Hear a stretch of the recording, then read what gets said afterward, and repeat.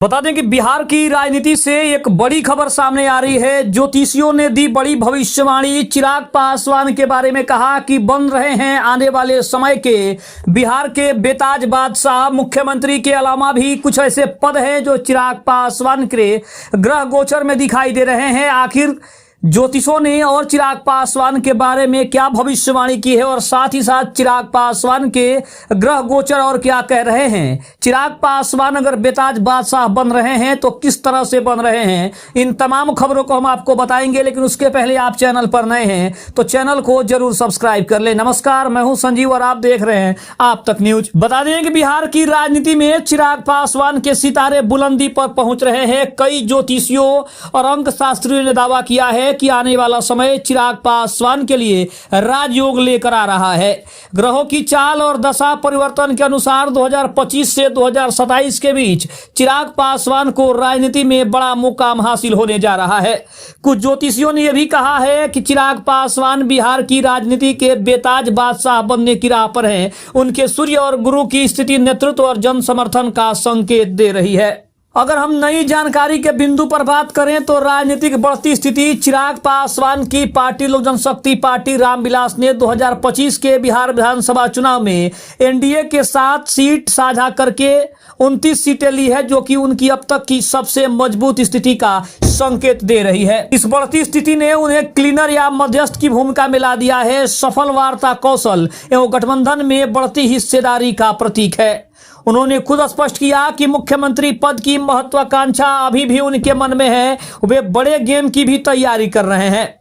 ज्योतिषियों और राशि समीकरण के संकेत भी मिल रहे हैं। हाल ही के एक रिपोर्ट में कहा गया कि चिराग पासवान के ग्रह गोचर पहली बार अनुकूल दिशा में देखे जा रहे हैं, जो उन्हें आगामी समय में राजनीतिक अवसर दे सकते हैं।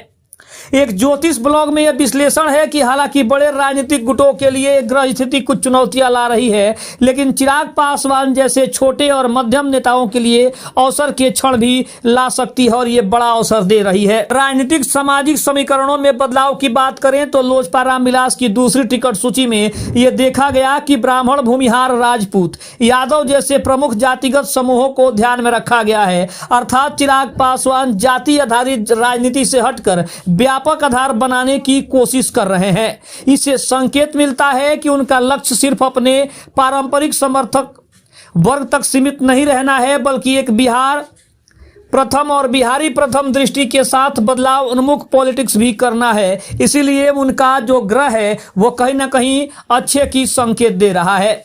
अगर उसके अलावा बात करें तो गठबंधन की भूमिका और भविष्य के संकेत भी मिल रहे हैं। चिराग ने स्पष्ट किया है कि अभी उनका फोकस गृह राज्य बिहार पर मुख्यमंत्री बनना है, बल्कि गठबंधन के भीतर एक मजबूत भागीदार, निर्णायक की भूमिका भी अदा करना है। हालांकि अन्य वरिष्ठ नेताओं ने एनडीए के कहा है कि उन्हें मुख्यमंत्रित्व की भूमिका दी जाएगी। इस तरह चिराग की भूमिका सहायक शक्तिशाली के रूप में भी विकसित हो रही है, न कि अग्रणी चेहरों के रूप में। इसके अलावा अगर हम बात करें तो चिराग पासवान ने जिन जातियों को टिकट दिया है उनमें सबसे प्रमुख जातियों को साधने की कोशिश की गई है। ब्राह्मण, भूमिहार, राजपूत और यादव को साधने का प्रयास है। चिराग पासवान की दूसरी सूची में भी सियासी समीकरण उनका साथ देते दिखाई दे रहे हैं। केंद्रीय मंत्री चिराग पासवान की लोक जनशक्ति पार्टी रामविलास ने आगामी बिहार विधानसभा चुनाव के लिए 15 उम्मीदवारों की जो पहली सूची जारी घोषणा की है। लोजपा रामविलास ने एक्स पर ट्वीट करते हुए सूची भी साझा की है और सभी प्रत्याशियों को इसमें बधाई भी दी है। इसमें कहा गया है कि लोक जनशक्ति पार्टी रामविलास के राष्ट्रीय अध्यक्ष एवं केंद्रीय मंत्री आदरणीय चिराग पासवान जी के नेतृत्व में बिहार विधानसभा चुनाव 2025 के हेतु घोषित सभी प्रत्याशियों को हार्दिक बधाई और शुभकामनाएं। वहीं अगर बात करें तो लोजपा रामविलास की दूसरी जब सूची सामने आई, जिसमें बिहार फर्स्ट और बिहारी फर्स्ट नारे पर जोर देते हुए लोजपा रामविलास ने कहा कि आप सभी बिहार फर्स्ट बिहारी फर्स्ट के संकल्प को साकार करके डबल इंजन वाली एनडीए सरकार की ऐतिहासिक जीत सुनिश्चित करेंगे। इसके अलावा पार्टी के आधिकारिक एक्स हैंडल पर भी कहा गया कि पार्टी से जुड़े सभी कार्यकर्ताओं, पदाधिकारियों और नेताओं की स्वाभाविक आकांक्षा होती है कि वे विधानसभा या लोकसभा चुनाव में पार्टी की ओर से उम्मीदवार बनकर जनता और संगठन की सेवा कर सकें, मगर सीमित सीटों के कारण हर किसी को यह अवसर नहीं मिल पाता। ऐसे में कुछ कार्यकर्ताओं को यह महसूस होता है कि पार्टी उनके बारे में नहीं सोच रही है, जबकि सच्चाई यह है कि लोक जनशक्ति पार्टी रामविलास हर कार्यकर्ता को प्रतिनिधित्व का अवसर देने के लिए प्रतिबद्ध दिखाई दिखाई दे रही है। दूसरी तरफ अगर कहा जाए तो चिराग पासवान के ग्रह गोचर सिर्फ ऐसे ही नहीं है, बल्कि इसके अलावा भी अगर बात करें तो चिराग पासवान के लिए कुछ चुनौतियां भी है जिसे चिराग पासवान को पार करना होगा।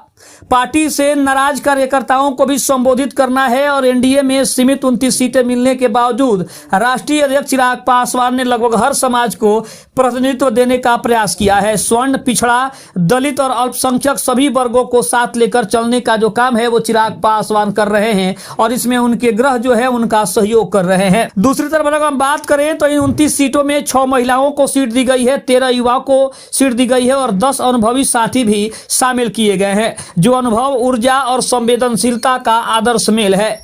चिराग पासवान ने यह भी दिखाया है कि राजनीतिक संख्या की सोच नहीं, सोच की लड़ाई है, जहां सीमित सीटें भी बिहार के हर समाज के लिए अवसर बन सकती है। यह सूची केवल उम्मीदवारों की नहीं बल्कि बिहार फर्स्ट, बिहारी फर्स्ट के विजन की सशक्त झलक है। लोक जनशक्ति पार्टी रामविलास का लक्ष्य केवल चुनाव जीतना नहीं बल्कि बिहार के विकास, समान प्रतिनिधित्व और नई राजनीति की दिशा भी तय करना है।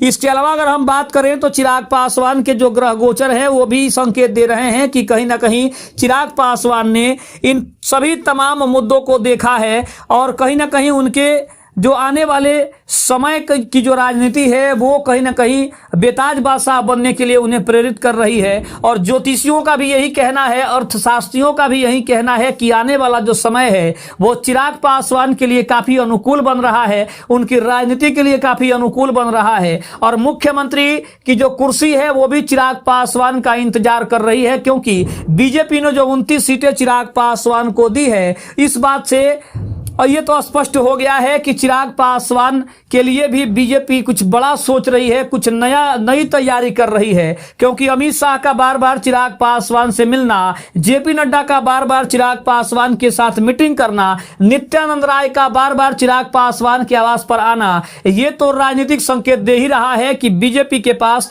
ऐसा कोई चेहरा नहीं है जिसे बीजेपी सामने रखकर चुनाव लड़े, क्योंकि अभी तक बीजेपी की नैया कहीं ना कहीं नीतीश कुमार पार लगा रहे थे। ये बीजेपी अच्छे से जानती है, क्योंकि बीजेपी के पास अभी जो तमाम जो मौजूदा नेता हैं उनमें ऐसा कोई भी चेहरा नहीं है जो नीतीश कुमार को टक्कर दे सके, जो चिराग पासवान के सामने खड़ा हो सके। तो कहीं ना कहीं अर्थशास्त्रियों ने और अंक शास्त्रियों के अलावा ज्योतिषों ने भी उनके ग्रह को देखा है, उनके नक्षत्र को देखा है और ग्रह नक्षत्र देखने के बाद उन्होंने भी ये कयास लगाया है कि आने वाले समय में यानी कि 2025 से लेकर 2027 के बीच चिराग पासवान के पास सब कुछ अनुकूल है, उनके हिसाब से ग्रह उनके साथ चल रहे हैं और उनका जो भाग्य है वो भी उदय होने वाला है। यानी कि स्पष्ट है कि चिराग पासवान के साथ कुछ बड़ा होने वाला है, चिराग पासवान को कुछ बड़ा मिलने वाला है, जिसका इंतजार चिराग पासवान पिछले कई वर्षों से कर रहे हैं। 2020 के चुनाव में क्या हुआ था ये किसी से छुपा नहीं है। 2020 के चुनाव में चिराग पासवान ने अकेले लड़कर चुनाव में भले ही उन्होंने सफलता नहीं पाई हो, लेकिन वोट प्रतिशत उन्होंने अपने हिसाब से अपने पाले में किया और उसी का फायदा अब 2025 के विधानसभा चुनाव में उनको मिला, जहां उनको 29 सीट बीजेपी की तरफ से, एनडीए की तरफ से उनको दी गई और बीजेपी ने इन 29 सीटों को देने से पहले भी चिराग पासवान के बारे में काफी सोचा, बीजेपी के बड़े नेताओं ने काफी कुछ सोचा और अंत में यह तय किया गया कि चिराग पासवान को मन मुताबिक सीटें दी जाए और कहीं ना कहीं चिराग पासवान ने उन मुकाम को हासिल किया है। लेकिन अब जो समय है आने वाला वो कहीं ना कहीं 2025 से और 2027 के बीच वो चिराग पासवान के अनुकूल है, जो उन्हें आने वाले समय का बेताज बादशाह बनाने की कोशिश करेगा। खबर आपको कैसी लगी कमेंट में जरूर बताइएगा। तब तक के लिए धन्यवाद। जय हिंद, जय भारत।